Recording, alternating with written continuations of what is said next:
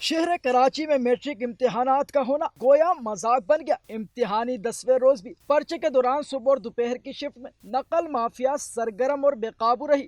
Metro One news سے خصوصی گفتگو میں صوبائی وزیر جامعات محمد علی ملکانی نے میٹرک امتحانات میں نقل مافیا کے سرگرم ہونے کا اعتراف کر لیا۔ اپنی بے بسی کا اظہار کرتے ہوئے بولے، سوشل میڈیا کے ذریعے منظم نیٹ ورک چلانے والے ہر فرد کو گرفت میں نہیں لا سکتے، تاہم جہاں جہاں شکایتیں موصول ہوئی وہاں کارروائی ضرور کی ہے۔ باقی بھی انشاءاللہ تعالیٰ اب دیکھیں، اگر سارے لوگوں کو میں سسپینڈ کر دوں، سارے لوگوں کو میں ہٹا دوں، پھر یہ امتحان کون کرائے گا؟ اس طرح سے پھر اگر میں امتحان ملتوی کر دوں کہ بھئی اب ان سب لوگوں کو ہٹا کر، تو یہ ناممکن ہے۔ لیکن میں آپ کو یہ یقین دلاتا ہوں کہ جس کی غلطی ہوگی اس کو سزا ملے گی، کچھ کو ملی ہے کچھ کو ملے گی۔ وزیر جامعات نے مزید کہا کہ مجھے عہدے پر براجمان ہوئے 1 ماہ ہوا، معاملات سنبھالنے میں وقت لگے گا، یقین دلاتا ہوں آئندہ سال امتحانات بہتر اور ڈیجیٹلائز ہوں گے۔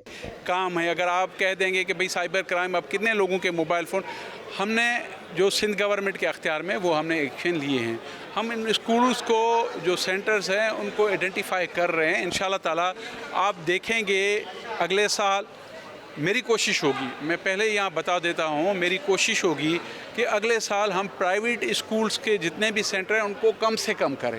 میری کوشش ہوگی کہ ہم ٹوٹلی اس کو ختم کر دیں، ہم گورنمنٹ اسکولز کی طرف چلے جائیں گے۔ واضح رہے، میٹرک امتحانات میں 3,65,000 طلبہ شریک ہیں، تاہم درجنوں امتحانی مراکز میں اب بھی پرچے کے دوران بجلی بند سے طلبہ کو سخت دشواری کا سامنا ہے۔ کیمرہ مین رشید لانی کے ساتھ Ahmed Ishaq, Metro One News, Karachi. Metro One News, ہر پل کی خبر۔